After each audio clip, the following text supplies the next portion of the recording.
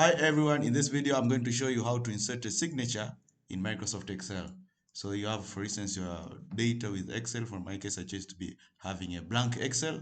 So what you're required to do is to click Insert, then go to this one here in text here, Insert Microsoft Office signature line, or you can add signature services. By adding signature services, that means it will go to your default browser and look for those signature services. But for my case, I'll choose Microsoft Office signature line.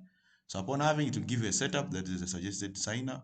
For example, you can say maybe Arnold, like the way it appears, like it gives you an example. See? Then suggestions title, for example, manager, like that. Then suggestions assign an email address.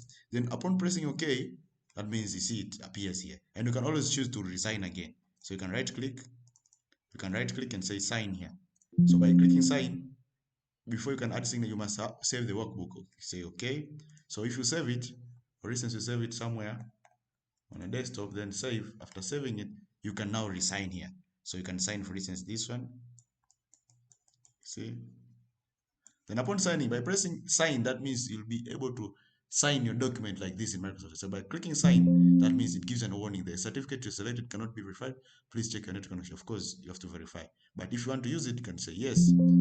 Your signature has been successfully saved. So for this document, that means my signature has been saved already. So this is the way of signing your Microsoft Excel using insert signature option.